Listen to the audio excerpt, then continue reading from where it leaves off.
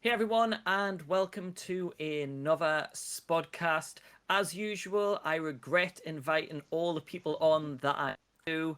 We have conversations just before the start of the podcast, and already I'm regretting it. So you are in for a wild ride on this one. As usual, well, apart from last week, who's Skive, but we have John back once again. Hey John. That was a low one, man. Low one. Somebody slept in the middle of the afternoon. Yes, that's right. I'm sticking it to you. A bit like Falcon and Bucky, according to some people. And talking about that Eddie. relationship, Eddie, you're a big fan of Falcon and Bucky. How are you doing? Oh, massive fans. I'm actually writing some fiction between those two, but we'll talk about that later. Yes, not in graphic detail. Oh, Did you say Obviously, no, fiction or nothing friction? graphic. I mean, and this is what I was talking about. But yes, Eddie's been on the podcast before, and we thought we would get him back. And talking about previous guests as well, we have Nat, Kemble Cosplays. Welcome back. I'm sure Hi. you're regretting joining already. It's pretty standard. It's fine. I'm sure I can cope. I hope so, because I am not right now. But as usual, I want to have less talk from me and I want to get straight into the topics. And even though we've just mentioned Falcon and Winter Soldier, I'm going to talk about that at the end because this weekend we had a movie release and a very interesting movie release, which was the Mortal Kombat film. And a lot of people have been looking forward to this, especially because I want to say 1995 film was back then quite popular and still quite popular now, but a bit over the top. And everyone was hoping that the new Mortal Kombat film would be a one that was worth seeing. I know already it's had a really good opening weekend in cinemas, which is great, especially as things start to ease down with the pandemic. But a lot of people have been watching it at home. Now, here in the UK, it hasn't released, but all of us here are UK people, and obviously we have not watched it at all. Wink, wink, nudge, nudge. But we're still going to talk about the film as if we have, because we've only just read the synopsis. Is I that just what I went. meant I to just say went to legal Wikipedia. wise? Yeah. Yeah. So, you know what, Eddie, saying you interrupt me, you've watched the Mortal Kombat film. What were your thoughts on it? From reading Wikipedia, uh, if I'm honest, I'm very mixed about it. I There are some elements I liked, some elements I really loved, but felt they should have been more of it. And there's other elements I just didn't get on with. And I don't know if it's because one, I'm a Mortal Kombat fan, or I hold the first film such high regards in my heart. I remember talking about it on your last podcast, how much I loved the first Mortal Kombat film, and I'm a bit very conflicted. So I mean, I don't know if you really want me to go in depth about what I thought about the film. No, go for it. Go for it. Like, Okay, go in depth. so I feel like as the film starts, the film is actually based on the lead that is not actually part of the franchise. They've created a new character for the film called Cole Young, and you later find out he actually does have a link to one of the characters of the film, which I won't spoil for those who haven't seen it. But I felt that making the lead not one of the characters of the film, from the game, a huge mistake. But I don't know if because I'm conflicted as a fan or as a moviegoer. I can understand why, as a moviegoer, you'd make that decision because you want to kind of give everyone an even playing field to watch that film rather than give half the audience expectation of what to expect and the other one going, what's going on? I felt some of the acting from some of the other actors was a bit wooden, especially Liu Kang. He I did not that did not resonate with me at all. But I think everyone can agree that the one that we all loved was Kano. He was the had the right level of comic relief throughout that whole film. So top notch for that. I think you're right in saying Liu Kang has always been seen as a leader type, whereas he came across as an inexperienced, lost little child at times. Yeah. Which was a shame because he's meant to be one of the stronger characters and his power, but it wasn't the Liu Kang that we're used to in the games. See, I kind of disagree with you in one sense, and I like the fact they introduced a new character, more so that they are trying to give the movie its individuality. If they went too similar to the games, I think a lot of people would have complained. Obviously, the storyline of the 1995 film is very much in tune kind of with it's a similar storyline. I feel it needed that adaptation, that new character to kind of give it a new twist, which it can be tough. It's a well-known franchise. You've got 11 games. You've got, I think, 3 films before it, but no one ever talks about the other 2. But I think it needed some new blood. John, I don't know if you're a big Mortal Kombat fan, but what were your thoughts on the film from the Wikipedia entry that you read? Oh, I have complete access to it now. Like, being part of Bill Gates' army and the vaccine, I see everything that goes off the internet. You see, unfortunately, I thought I'd drop that in there just to. But yeah, no, I've played the games, the odd game. I'm not a big Mortal Kombat fan. I think the problem is this, from my understanding, there's been quite a lot of stories told about Mortal Kombat over the years in different variations of the game series, and Liu Kang has been the sort of the centerpiece, but also Johnny Cage was as well.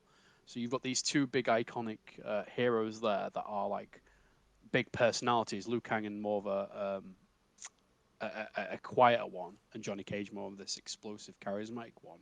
So it was nice to see fresh blood on the scene, but I also feel fresh blood should have been probably maybe not titled, probably one of the most recognizable and popular characters, should we say? I love how you're saying fresh blood, by the way, because there's plenty of fresh blood during the film. Well, yeah, I tried to get a few puns in there. But for me personally, I think I enjoyed it because I went in with no reservations. I wasn't disappointed, but I wasn't blown away. It was one of those films, you see that's on Sky One or on a movie sort of like channel of some sort, and you go, you know what, I'll just watch this, see what it's like.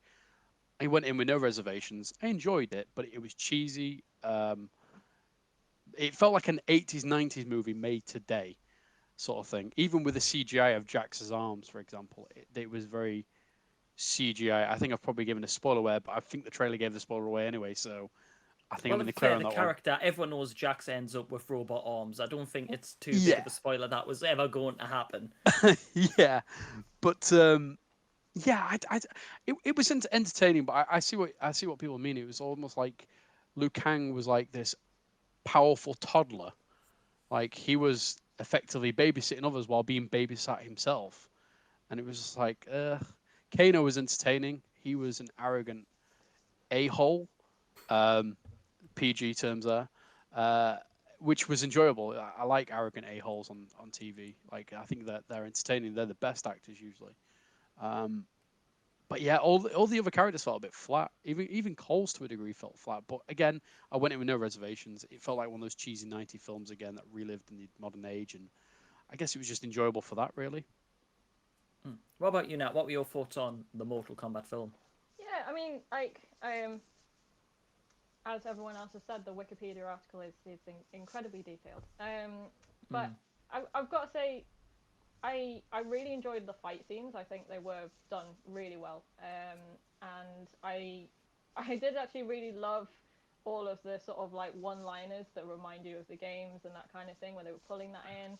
You know, hearing the old school Mortal Kombat theme tune just running in the background now and then, and I loved all of those ties. The one thing I would say is that there were areas where I really felt like it needed to be a longer movie. Like there were one or two things where it just kind of sort of happened, and you're like, hold on a sec, wait, give me even just a couple of minutes of explanation of how we got from there to there. Like, and it didn't happen that often, and it didn't really detract from the movie as a whole. But I think if I was watching it again, if they did like an extended version on a Blu-ray or something like that, I think that would be quite cool. Just for the expansion of especially Cole's character and the storyline. Other than that, yeah, I mean, it was a really enjoyable movie. Just sort of, yeah. Along. I think it was. I think you're right in saying like there's throwaway lines like Kano wins, like that actually did get a bit of a laugh out of me. Some of the other ones seemed a bit forced, whereas like flawless victory, and you're just thinking, who would you've literally just I won't say who, but you've literally just split somebody in half, and your first instinct to look to Shang Tsung and go, hey, flawless victory. It just it was funny, but out of place. And I think what the things for me is the character development. They were relying on us to already know these characters a lot, and I feel like they could have went into a bit more about Jax and Sonya's story together, like in the army. I think they had so many characters that they didn't need. I know Shang Tsung brought in a few familiar faces, and they were throwaway characters, and that's fine. But I think, and I want to say it was Melina. Was it Melina that was Yeah. the? I feel like that's a really popular character. They could have done a bit more with her. Yeah. I think Jax could have had a bit more development. Kano, you knew he was a bad guy. I think he didn't need a bit of story development because he had the humor and the arrogance that we loved. He was probably the best developed character just for sheer entertainment. He was what he needed to be. But the rest of them, and Cole, we got a bit of a story about Cole. I am right in thinking that usually Scorpion's made out to be the bad guy, and Sub-Zero is usually the one that has a good story. And the twist of that, it depends on which Mortal Kombat. I was going to say it depends on which version you're But playing. usually Sub-Zero is one of the most popular characters, and they usually try to do a good spin on him. And I thought it was interesting that was actually Scorpion that was linked to the kind of good side. I'm trying not to say too much because it's only been a few days out. But I thought that was an interesting twist. But was there any particular scenes for you guys that really stood out and you really enjoyed, or ones that you just thought, wow, that was bad? I'll go first. I again don't want to spoil it. The ending, sorry, the last paragraph of the Wikipedia, the last fight scene in that was for me that was really good. I like how they brought everything together, and I feel like I want to take the point about the character development. I totally agree. And again, I think that's right. If that film was just an extra half an hour to do character development for each of them, I think the only one that really had good character development of the characters we know was Sonya and Kano. So it just needed that extra half an hour to give each character a bit more development, and I think it would have been a good film. Fight sequence, well, I actually thought they were really good. I thought they were, I liked them. I didn't think any of them were too cheesy. I didn't think it was all faked or anything like that. I just felt like that's a good. Everyone had a good fighting style, and it just flowed very nicely. But the last segment of that film fight scene, for me, I loved it. So for me, I actually really enjoyed the beginning. Obviously, I'm not going to give too much away, but just that initial kind of look into the sort of family life, and then the instant change, and how quickly it went from peaceful to fighting, and for me it did set up quite well how the rest of the movie was going to flow. So I did really like all of the cinematics from the very beginning. The style, the lighting, the clothes, like everything about the beginning of the movie for me, I thought was really good. I'm waiting for the Snyder Cut. Hashtag release the Snyder Cut. Mortal Kombat here. You've got a cyborg in there. Sonya's Wonder Woman. Kano's a Lex Luthor type. Yeah, it could Cole work. was Flash. Well, wasn't Cabal more Flash? Nah. I feel. Nah, we're gonna call Cole Flash. I really liked the bit that made me really laugh, and I'm not gonna go into. Anyone who's watched it will know exactly what I'm talking about. But the last gnome scene, that bit just made me laugh. I don't know why. It was ridiculous. It was stupid, but it just made me laugh. I was like, of all the ways, a gnome, brilliant. I think the fighting style was impressive. I think it, like Eddie said, it's not over the top. It wasn't like slow motion Matrix stuff, which is what I was sort of coming to expect. It was just like nitty gritty, quick fight, bum bum, two, done, down, and I like that. And it's effectively what the modern day sort of Mortal Kombat games are now. They're not dragged out, drawn out fancy moves. It is just nitty gritty punch, kick, occasional special move, and yeah, it was much more believable, and I liked it. Were you watching the movie thinking like you're holding a joypad, like kick, punch, punch, duck, crouch, sweep the leg, sweep the leg, sweep the leg? You obviously know which scene I'm referencing there. Yeah, but I think a lot of people have been saying online, and I kind of agree with them, that this film wasn't a standalone. It was this is our potential of it becoming a franchise. It was kind of the opening to possibly 3-4 more films. I think what some of them have been contracted to.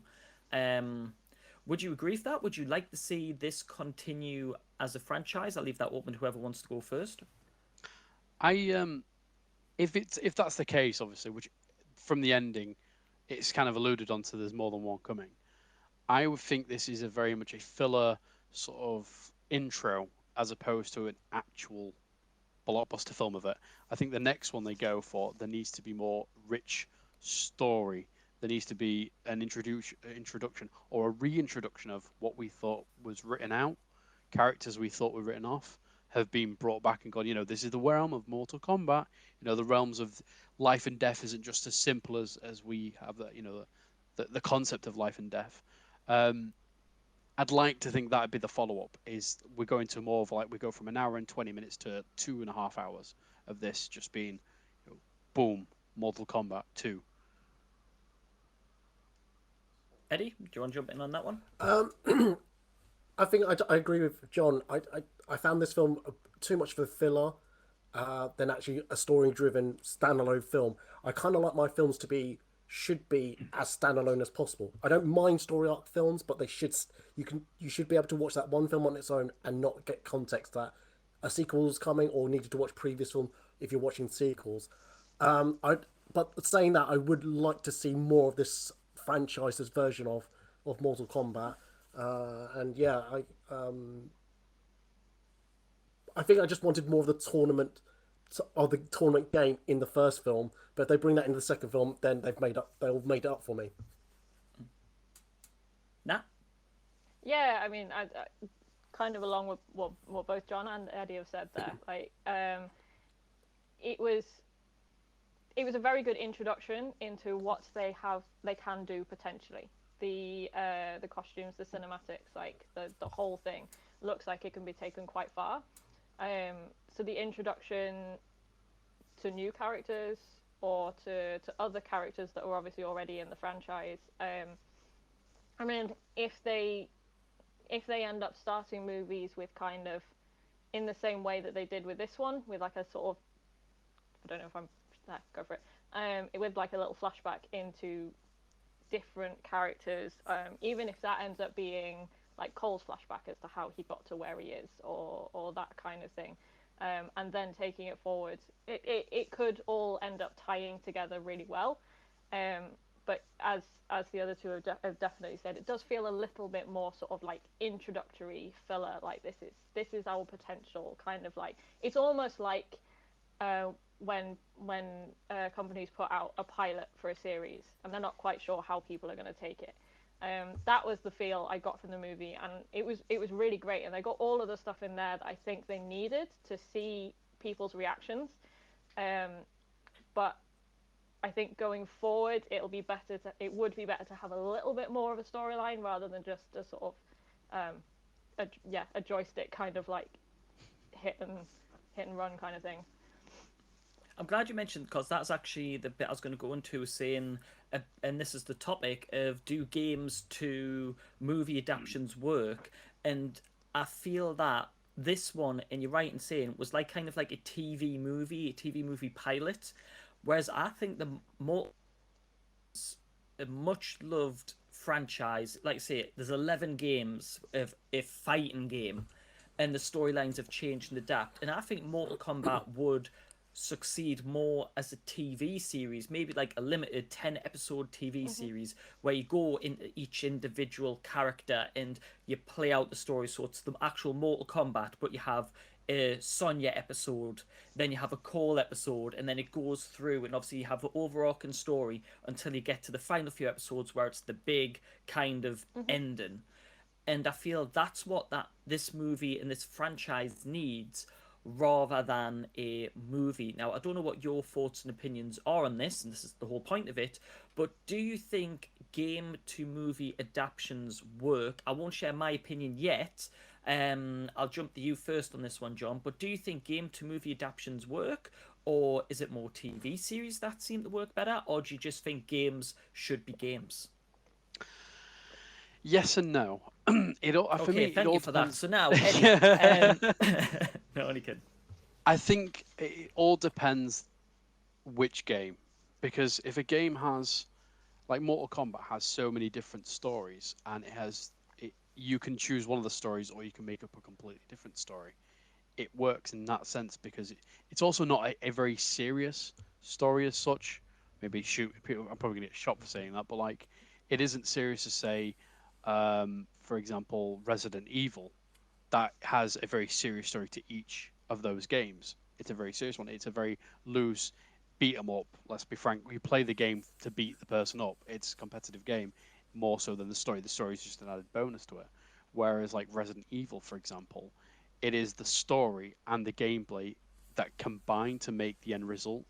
I mean, the horror, the graphics, the fear itself, that it's all element of part of the story. That then gets dragged over to, when you drag that over to film, it hasn't been the case because it has been loud action movie sort of style, and we had that in Resident Evil 6 and that just didn't work. So they even tried that element in the game and it didn't work because that's not what the series is recognized about.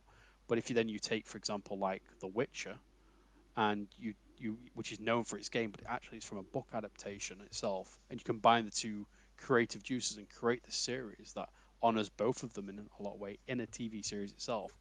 I think that's the end. That's how you win the winning chemistry of it all. Really, it's choosing the right stories and then put into the right media format. Some work in movies.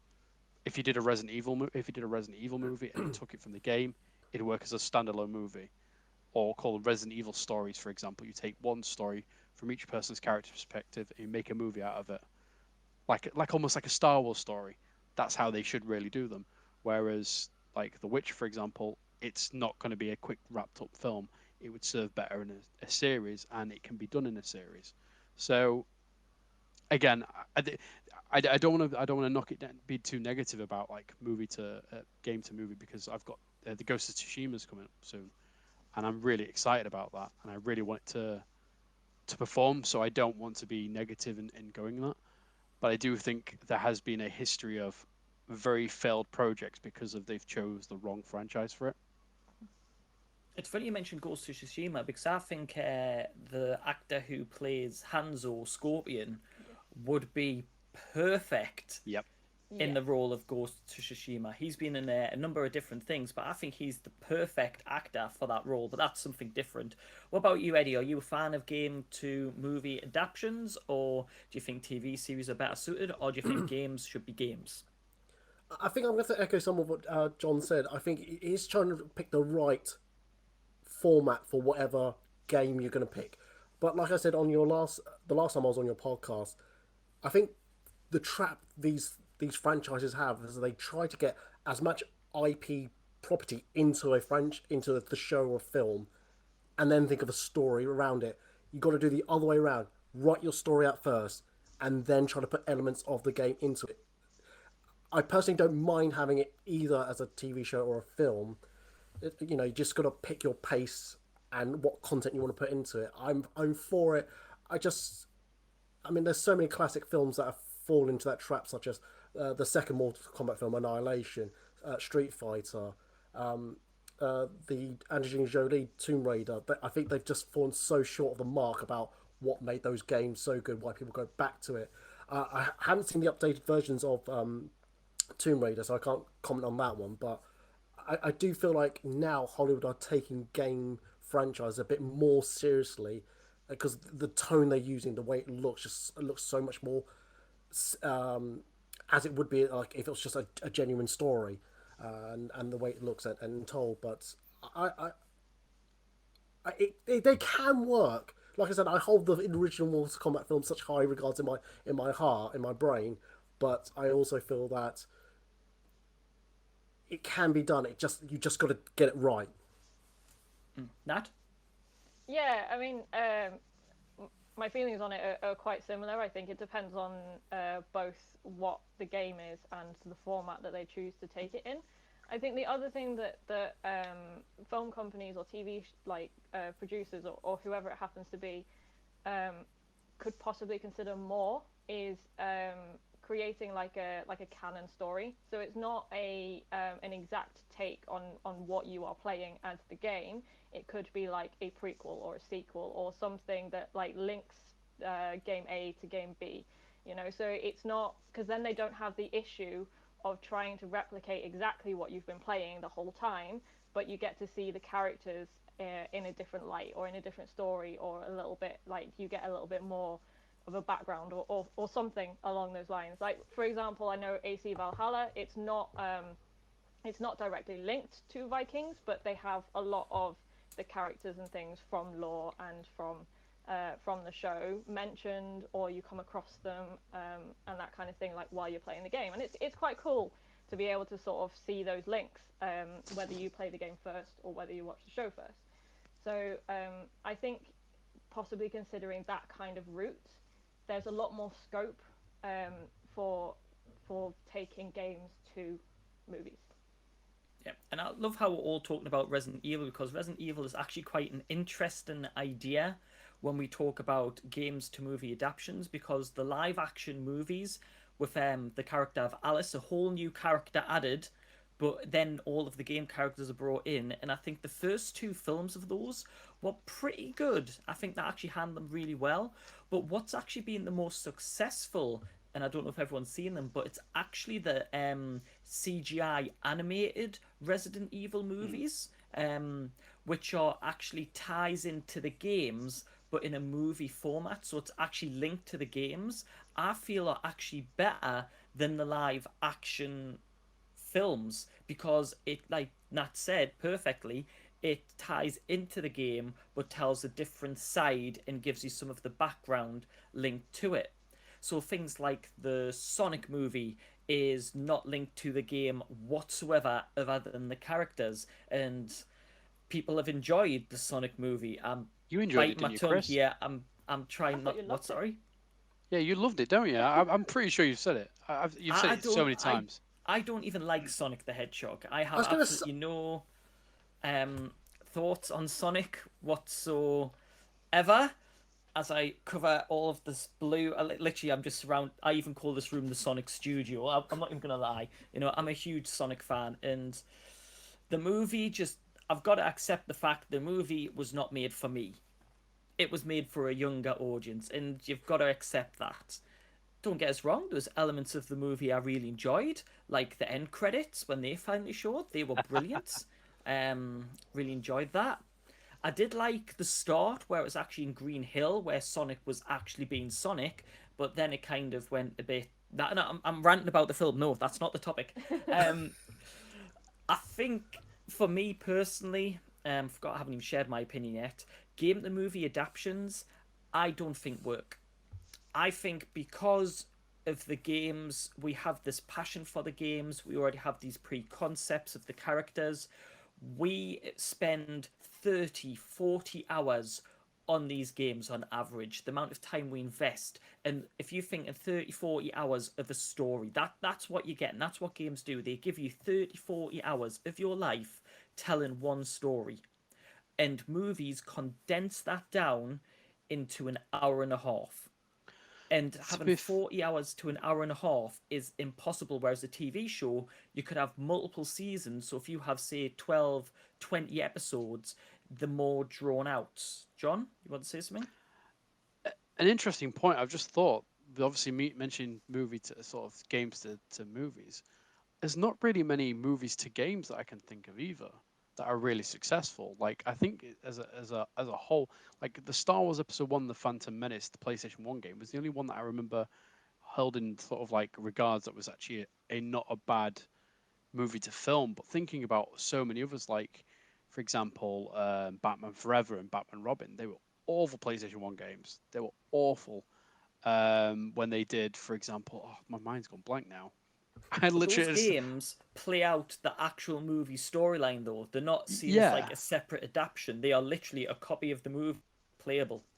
But it doesn't work. I think that's the thing is about translating one thing from another thing when you love the film, but when they make the conversion to the game, it doesn't work. And I think Nat may have hit the sort of the nail on the head. Is actually creating something that's in canon, but not directly from it, but that still restores the love, the feel of it, but is it's a safe place still, but it's not the exact same place, and it's not a carbon copy of something that's completely different. Actually, There's only one game I can think of that is held in high regard that is a direct link to a movie, and that was Spider-Man 2 on the PlayStation 2. oh yeah, I forgot That about that one. Yeah. was a very highly loved game. That's the only one I can think of where, even though it actually had side quests, where it actually linked into a movie and the graphics were great, you had open New York, but that's the only one I can think of.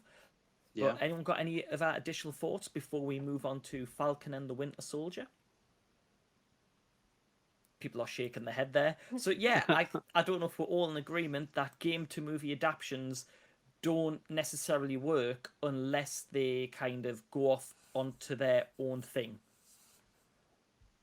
That's what I can take away from that. Please, if you're listening, let us know in the comments what are your thoughts. Do you agree with us? Do you think games to movies just don't work? I think games to TV shows, I think a lot of us agree because you're getting that time it works. But please let us know in the comments. Let us know your thoughts. I'd love to get some. Please, if you think we're wrong, tell us. Don't get me wrong, I'll ignore you. I just read the ones that agree with me because those are a lot more fun. But let's move on to the final hot topic from this weekend. It's been Mortal Kombat's been a big talking point in movies, but TV-wise, probably the most discussed thing is Falcon and the Winter Soldier. Now, before we talk about Falcon and the Winter Soldier as a season, I think we do need to discuss the finale first. So, who would like to share some of their just overall thoughts on the finale first? Go on now. What do you mean? You're dying to do it. I know you are. Come on, now, what was your thoughts on the alright. finale? So I did enjoy it. I did feel there were aspects of it that were a little bit rushed. There were definitely parts of it that were a little bit cheesy. But overall, to finish it off, I think it worked quite well with the rest of the series. I don't really. I mean, I know we're not. You said to give thoughts on particularly the final episode, but I struggled a little bit because I found the whole series a little bit lackluster. So I mean, the ending with John Walker, I think is quite key. Obviously, moving forward, but again, I think his development, there wasn't enough of his character development in the series at all. Obviously, we all know the route that Sam was going to go down. That was, even if you don't know the comics, you know what's going to happen at the end of the series. I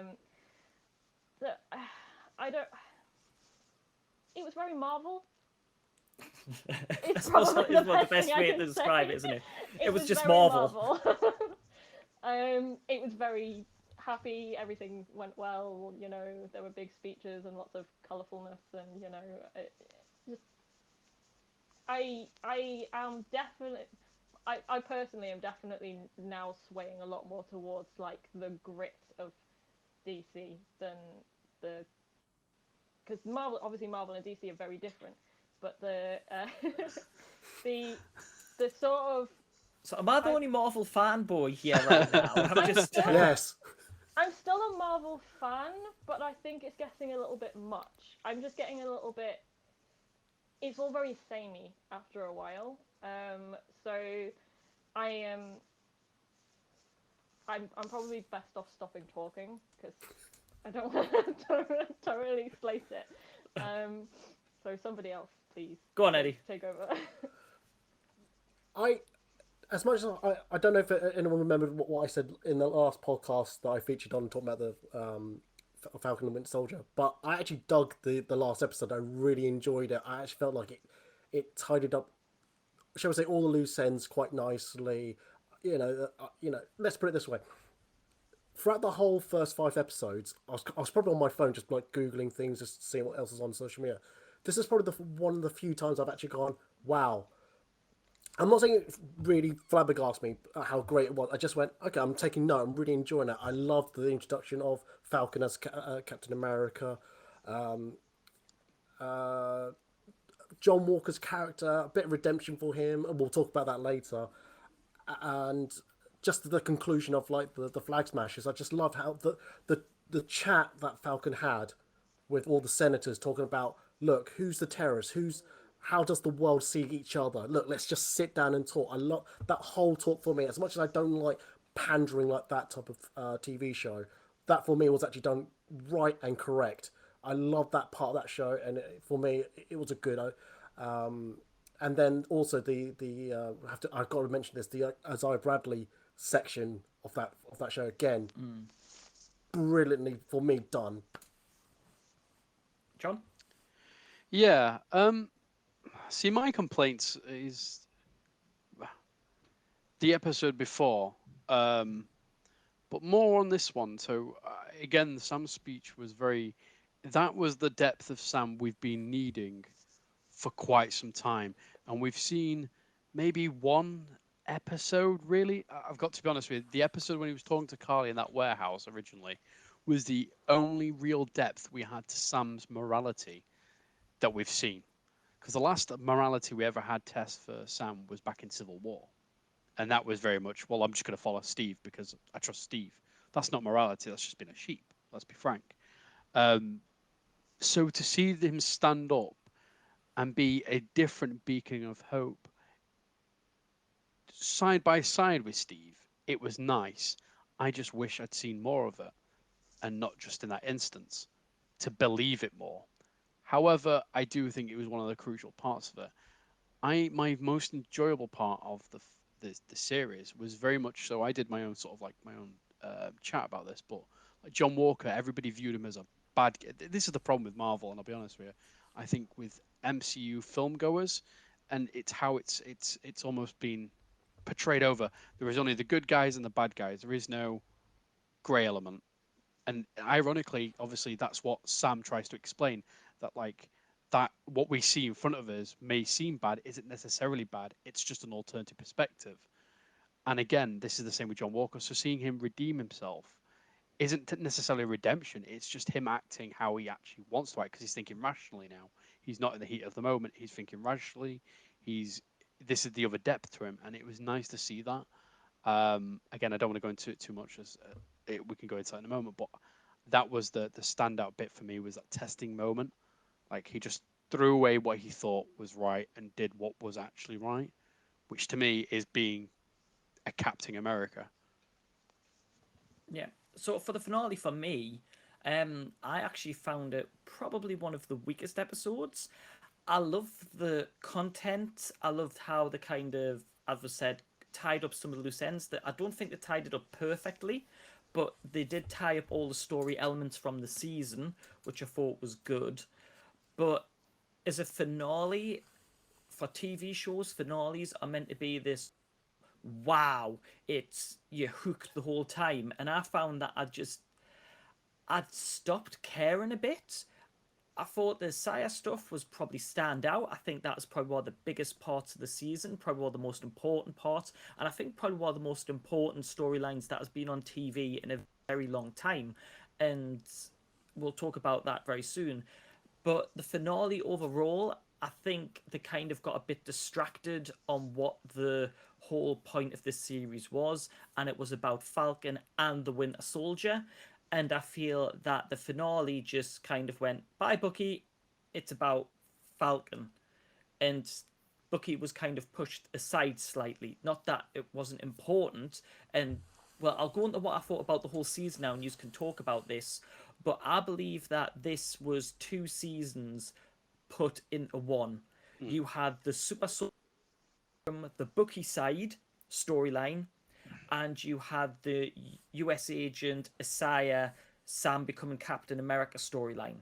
Now, personally, I think that there should have been a focus just on Sam becoming Captain America this season. The US agent, Isaiah, Sam finally accepting himself as Black Falcon or Black Captain America, as he's called in the show by people, and accepting that a black person can be Captain America, you can make a change. As it's been said by the scientist, it's not about being a good soldier, it's about being a good person, and Sam realised he is that good person. The super soldiers was obviously more linked to Bucky. I feel that should have been season 2 because I feel like they've rushed Bucky's storyline. At the start of the season, you had a book full of names. Those names were crossed off in a quick 2-minute scene. That force for season 2, as in Sam has found who he is. Now season 2 is about Bucky finding who he is. And that's what I thought the storyline's that. But let's kind of go in. What do you guys think of Sam's storyline this season? Was it the right storyline for Sam and him becoming Captain America? Don't know who'd like to start on that one. The thing for me, the one I'm dying to sort of like, I really wanted to say last week, but obviously I overslept. The scene in the 5th episode he has with Isaiah talking about how the world won't accept a black man being Captain America. I feel that should have been episode 1 because that weight would have carried throughout the whole of this first season. And that weight, I know a lot of people have been telling me, well, this is what's been going off in Sam's mind. But sometimes you've got to treat the audience sometimes like and it sounds awful, like an idiot. You've got to put it right in front of them and say, this is the problem here. This is what he's got to deal with. And I feel like the introduction of Isaiah was done incorrectly. I don't think it should have been done through Bucky. I think it should have been Sam researching more about Captain America before declining the shield. Having the speech with Isaiah getting into his head almost, not in a negative, in a, or you don't be it. It's almost like it's too much pressure. Accepting that was the right choice, and then visiting Isaiah throughout the series at clinical points. He's had he's had a bow with such and such, and he comes back to Isaiah, and it almost being like a moral compass mentor to him because this guy has been a Captain America effectively in the shadows. I feel like the structure of the show would have excelled a lot more if they'd created more serious points at the start instead of this ridiculously forced, in my opinion. There's probably gonna be hate mail coming through my through my messages, but like this ridiculously forced relationship between Bucky and Sam that they have to have this gimmicky sort of like at each other. Because why would Sam have anything against Bucky? Because they've dealt with the issues they've got. Like Bucky, has been the Winter Soldier, but that wasn't his fault. He was enslaved. Bucky, yes, has got every right to be annoyed at Sam because he's given up the shield that he represents, and he needs that in a sense. So I understand that there, but them having that like that therapy scene, why? Like we had these scenes there, but we could have had a largely more political, well, not so much political, but like a largely more awareing of the world around us series that would have been serious issues that would have dealt with serious issues. How with WandaVision we dealt with like mental health. Here's about like stances in society. This is how it could have done, but I didn't get that at the beginning. I didn't, and people were telling me, well, it happened, and I watched through some of the episodes, and I didn't get it. I don't think it was clear enough, and I obviously knew what was going off in the mind because I've read the comic books, and I have a great understanding in terms of like the real world ethics out there. But again, I think that was the problem with the flow. I think I wanted more of that. It would have gave more depth to Sam. I have to. I'll just jump in here. Sorry, I have to agree. I think the underlying message was obviously of well, obviously we kind of worked out that it was about whether or not people would accept him as a black Captain America. We understood that in the last couple of episodes. I do think it would have made a lot more sense if that talk with Isaiah, even if it wasn't necessarily that talk, a scene with Isaiah in the beginning, in the very first episode, it would have made everything clearer. Because unless you can relate to that situation, you are assuming things, and it's it's not very easy to assume those things unless you have either read the comics because you know what's going on, or you have been through you can relate to it. You have been through a real life situation where it's kind of similar. So the underlying theme of the whole Sam story is, yes, it is a little bit political, but it's also very key, and it needed to be addressed right at the beginning in very plain English, because you can't expect your audience to just assume that they know what's going on. You can't expect people to turn around and go, oh, but it's really obvious that it's about, like, that this is about black oppression or whatever it happens to be, because there are a lot of people who are watching it who don't understand that.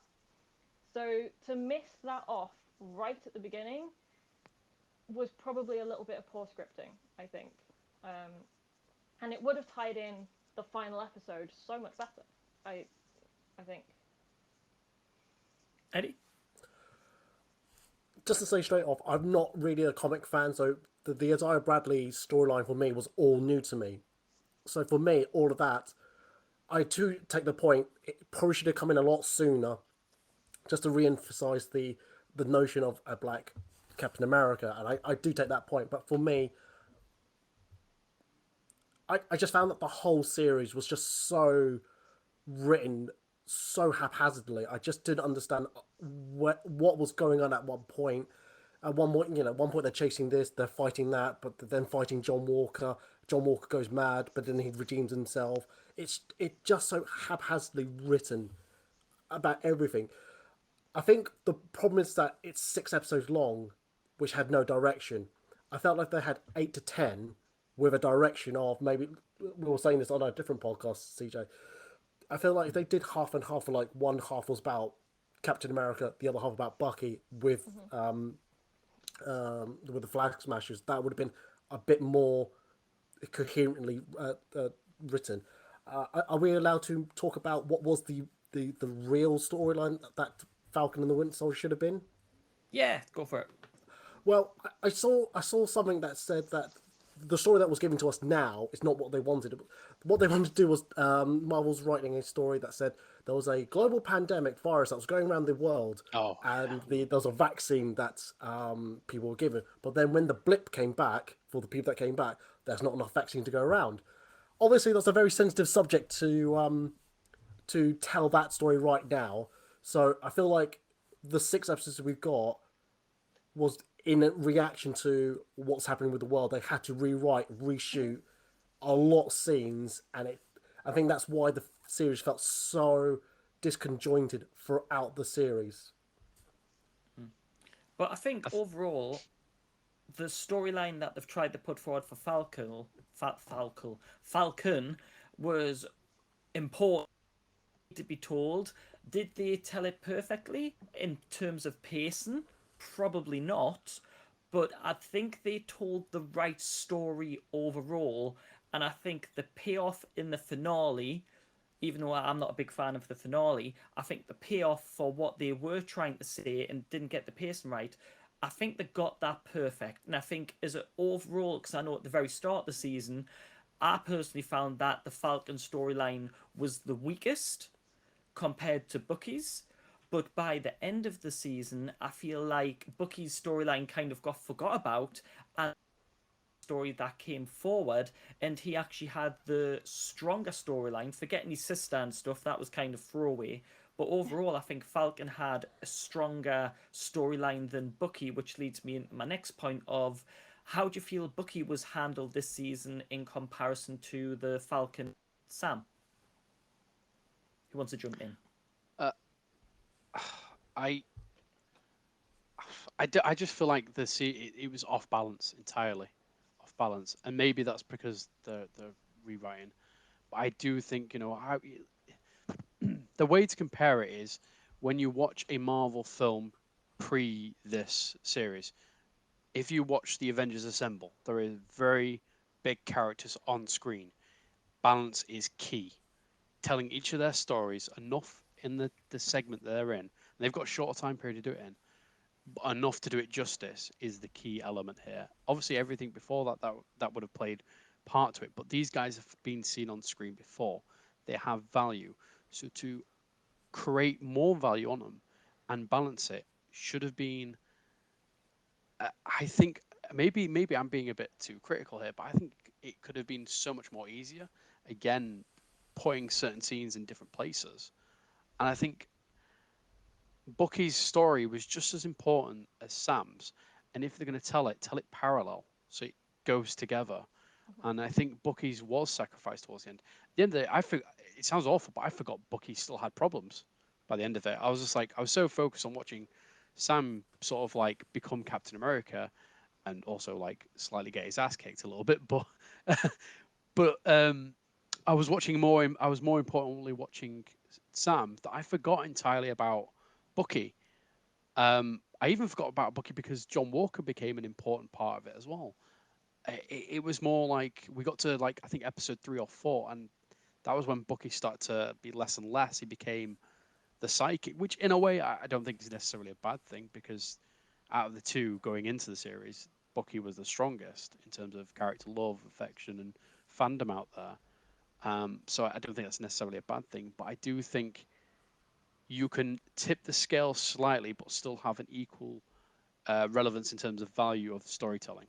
So you can still make Falcon to Captain America the most important thing on the screen, while not doing a disservice to Bucky. And I think towards the end, I just was like, well, Bucky's story is kind of wrapped up nicely in a bow, and yeah, apparently he's fixed really quickly. All those months in Wakanda, all those that therapy he's been going through. No, that didn't work. No, we'll just do a quick rush mission of a 6 episode series, and he's fixed. I'm like, that just didn't feel believable when he gave that like the parcel back. I don't know. I just think they didn't handle Bucky well towards the end. Nat, what are your thoughts on the Bucky storyline?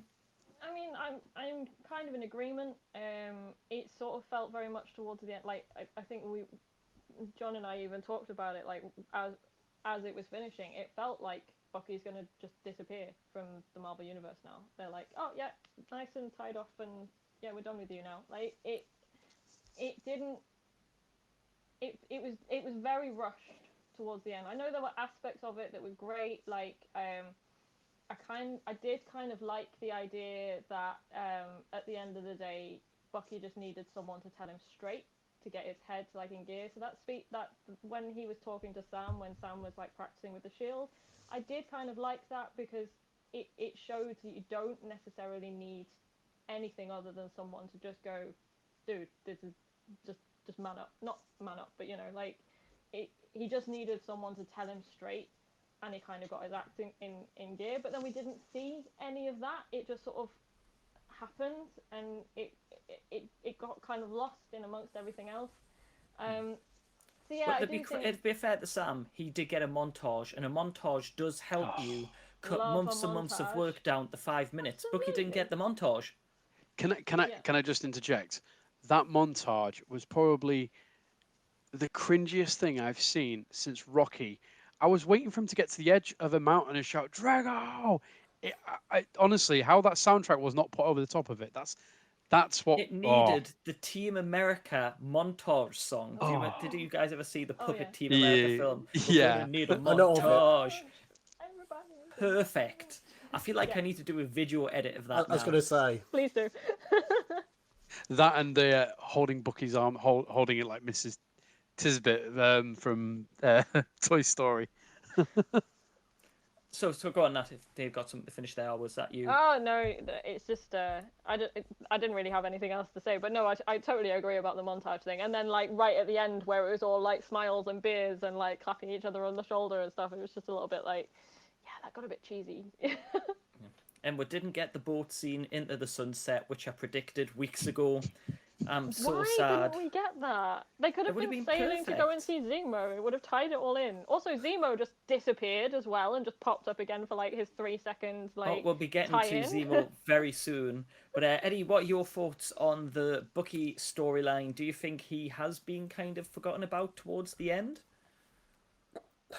I share some of the views of the other two have, but I also feel like the way the last episode was written, the Bucky storyline had to finish the episode before, because the interaction between Bucky and Zemo where they're at that memorial. I think that was the conclusion of Bucky's storyline. Like Bucky could have gone back in his old ways and shot Zemo there, right there, and I think that was him getting over that, getting past that, the Winter Soldier identity, and moving forward as Bucky Barnes.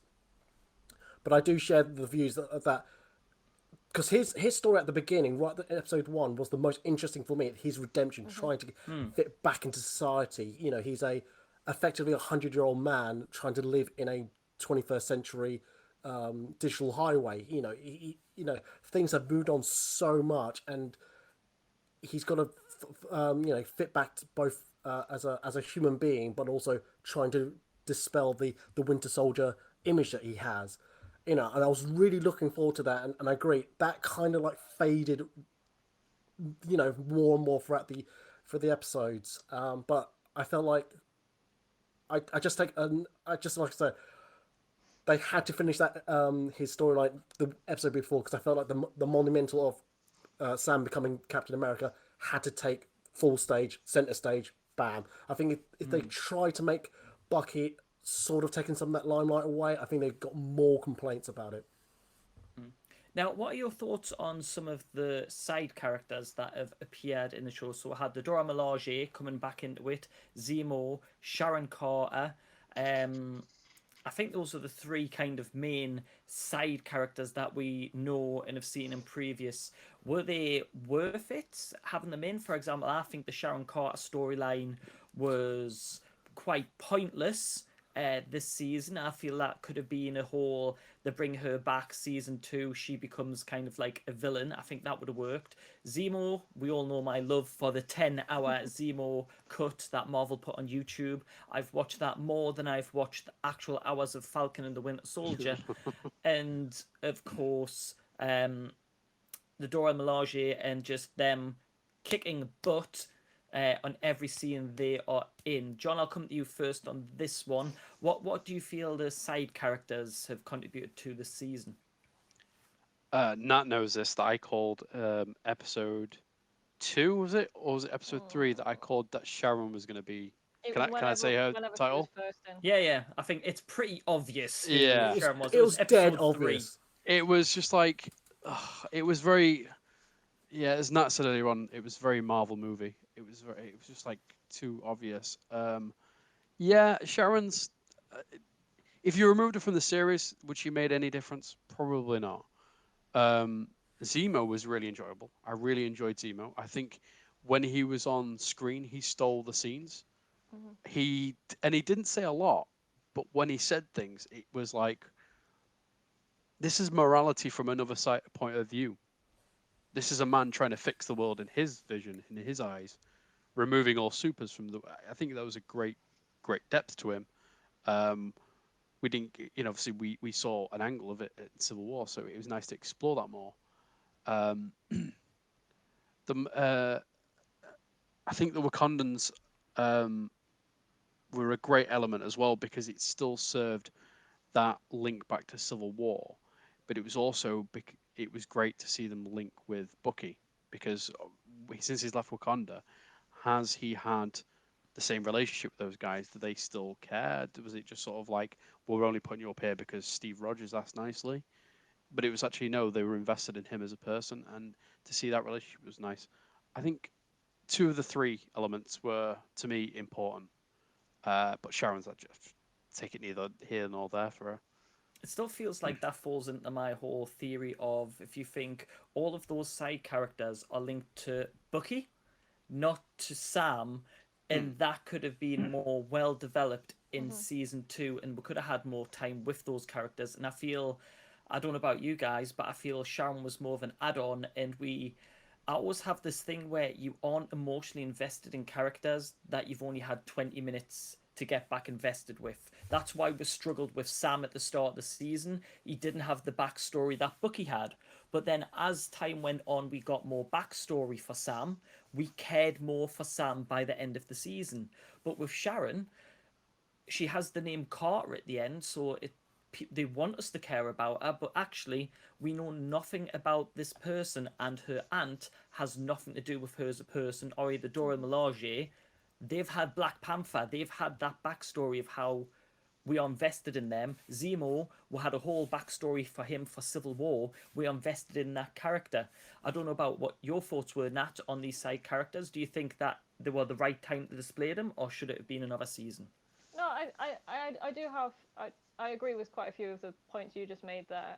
I think with Sharon Carter, it did feel, obviously, like, I know that she was in there clearly to lead us on to something new, but she didn't really need to be there.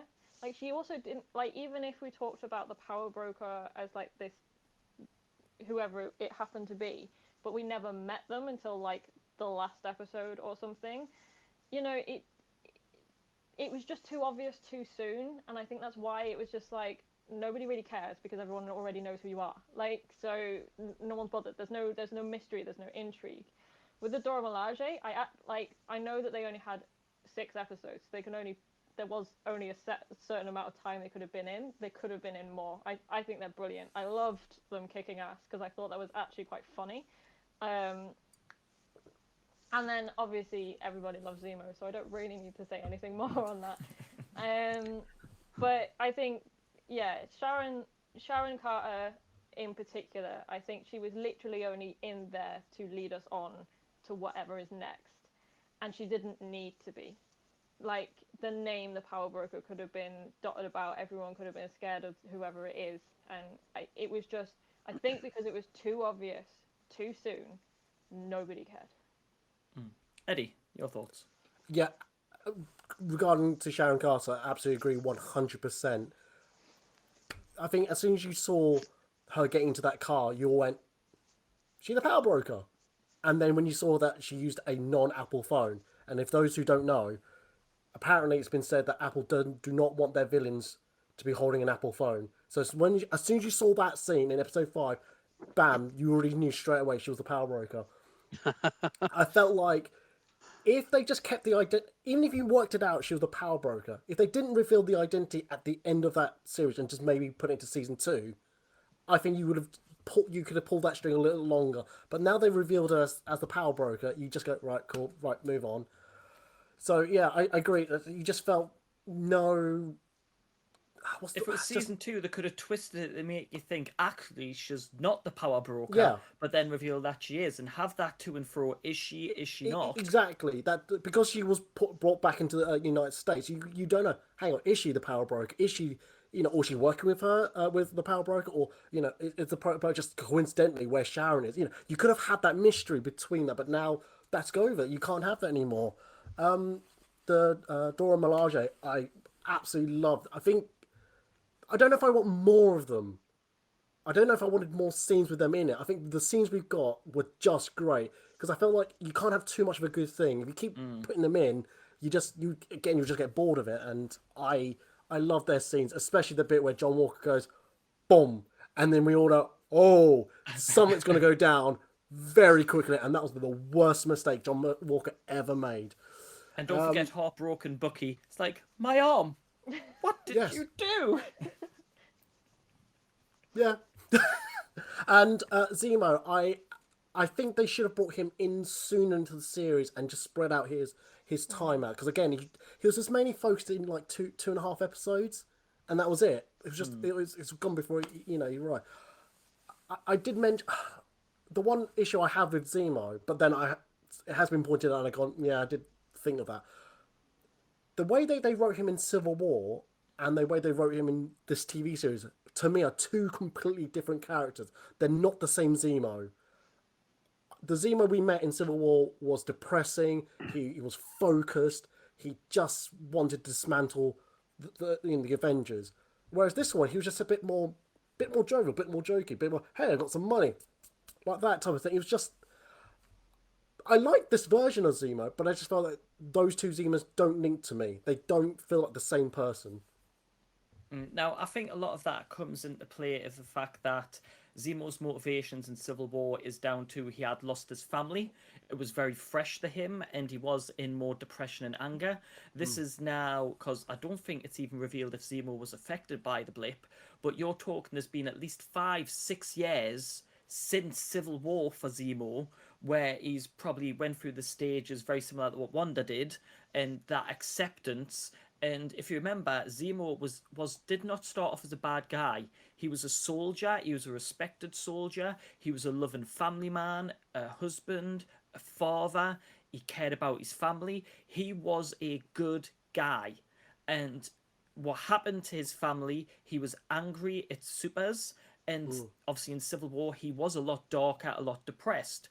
Whereas now, 5, 6 years have went by, I'd like to think that this is more who he was before. He still has that drive of stopping supers, but this is more of who he was before he lost his family. That's the impression I was getting from that. absolutely. But you're totally right. It was a totally different character. Yeah, I take that point 100%. It's more. I don't know, from that Civil War Zemo, I don't think he would have worked with Bucky and Sam 6 years later. That's my real, not saying real point, but that's I didn't expect him to be so willing to work with them and help them out. That was it, really. And of course, the dancing. We've got to talk about the dancing. The meme what that does dancing? not end. Oh, I'll send you a link. I don't know if Oh. I've mentioned it yet, but No. I am aware of the time. So I would just a I was quick going to one. say final thoughts, but go, John, go on. What are your final thoughts on the season? That's what's going to be the next thing I asked. It's just a short one, but can we just give a round of applause to Wyatt? I think it's Wyatt Russell, isn't it? Yes. Of his performance of Captain America at the time, now US agent. I think he has not been spoke about as much and has had negative response. I just think no. I think he stole the show as an impact he made in such a short period of time. Well, it's definitely standout acting. When you talk about performances in the MCU, Elizabeth Olsen for WandaVision stood out in her range of what she portrayed, and Wyatt Russell has done the same. You've seen the good side of him, you've seen the soldier side, you've seen the loving, caring family man, and you've seen the just totally lost it side of him as well. And he's, in the time he was given, he portrayed that brilliantly. Absolutely. Hands down. And it's a shame that people on social media can't see the difference between real life and fantasy. Apology if you're one of those fans, but unfortunately you suck. Get over it. And it's not very often I get angry. You just need to remember it's a TV show. This is a guy. And if you've seen interviews with him, he's an absolutely lovely guy. He's like amazing. really down to earth, friendly guy. And when you see him as a real person, to what he's done on screen, it is so impressive. But final thoughts, John? Especially with his dad being Kurt Russell. I mean, he is And he was a planet. Yeah.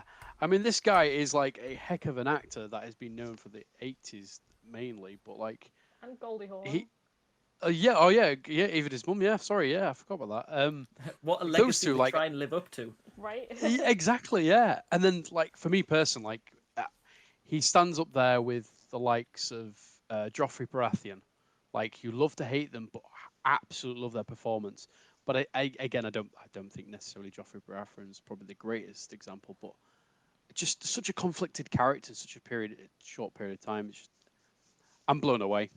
That's all I can say with his performance. Nat, any other final thoughts on the season of Falcon of Winter and the Soldier? I can't talk. I've just had enough. Blech. Falcon and the Winter Soldier. There's not a huge amount more to say on it.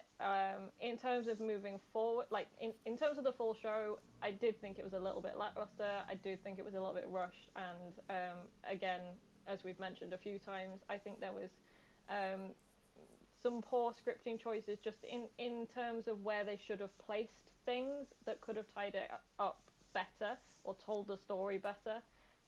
But moving forward, I am interested to see Sam as Cap more, just to see the development of him in that role. I can't wait to see more of John Walker, because I do think he's going to be a fantastic character to be following.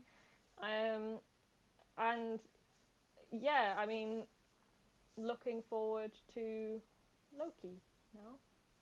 Loki. It'll be Black Widow next as a movie in May. Or has that been put back to July now? I think that's been July, put back. I think I was So we've got a big long wait now, yeah, because originally it was meant to be Black Widow was going to be May, and then Loki was going to be next. But yeah, it's going to be Loki now. We've got a long wait, Marvel-wise. Long, long wait. Now, Eddie, your final thoughts on Falcon and the Winter Soldier? I mean, as soon as the series ended, an announcement of Captain America 4 was announced. So I'll be quite interested to see if they take the route of trying to continue the film storyline or try to pick up the TV show and incorporate that into number 4, or if they don't, do they try to reference it or not? Do they try to ignore it? Because I find it I find it very annoying when they don't try to reference each other's franchises, because it's all the same universe. It's just, why can't they just talk about it? But I am looking for, if they do another TV show between Sam and Bucky, I'll probably will look forward to it. Again, echoing the others, it does seem rushed. Storyline was just a bit all over the place. I felt like some of the character development was just a bit weird choices they wrote.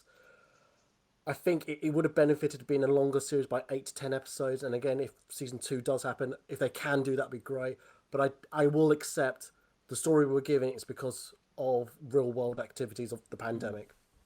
Yeah, I think everyone's in agreement that it didn't start out great. The pacing wasn't great, but they started to redeem themselves. And I think there was enough individual elements and story points for us to generally enjoy it. They just didn't necessarily get those stories the right way for it to be seen as an overall good series. But credit to them. Obviously, pandemics obviously affected them for filming and for and at the end of the day, we all watched it, we continued watching it, and we'd want to see it go further. So in a sense, it's kind of done its job. It's been some entertaining TV, may not have been perfect, it's not going to win awards, but that's not what TV is about. It's about getting a reaction. It's got us a reaction, especially the Zaya and the US agent storyline and the performances. And on what more could you ask of TV shows? So we will have to end it there. However, before we go, if you do want to speak to people more or just find out more about them, let's find out where we can find people. Eddie, where can we find you? I know obviously you've got a podcast coming out in a few days as well. Yes, I have a podcast literally talking about the Winter Soldier TV show. It does feature CJ as a guest, so he will talk more in depth about the show as well. We do echo some of this, but we do try to go a bit more in depth about the whole series, as I'll take in key points of it. So if you go to foodandcosplay.org/podcast, that's where you'll find that episode plus all the others. That episode should go out on Wednesday. If you want to find my links, if you want to follow any cosplay news or photos that I wouldn't say news, articles, go to foodandcosplay.org/links. You'll find all my social media links there. And then foodandcosplay.org, generally, if you just want to find some pictures. Yeah, awesome. Cheers, Eddie. And Nat, if people want to find you, where can we find you? Easiest place is Instagram or Facebook. I'm on both as Kemble's Creations, so just pop on and say hi. Brilliant. Thank you, Nat. And finally, John, even though we'll say this every week, apart from when you sleep in, had to throw that in one more time. Where can we find you? In bed, asleep. Multiverse Geek Man is 17. Multiverse Geek Man on Instagram. No problem. Thanks, John. And again, thank you guys for listening. Remember, Spoiler TV covers all of the latest news, articles, and spoilers. It's Spoiler TV on Twitter and Instagram and everything like me. It's CJ the Geek. But as always, thank you so much for listening. We'd love to see your opinions in the chat about Mortal Kombat, game adaptations, and of course Falcon and the Winter Soldier. Let us know what you think. But for now, thank you so much, and we will see you all next week. Bye for now. Thanks for watching our video, guys. Really hope you enjoyed it. Don't forget you can subscribe to Spoiler TV just using the little Spoiler TV button, or check out some of the latest articles and recommended videos from our channel as well. Thanks for supporting us, and we'll see you again soon.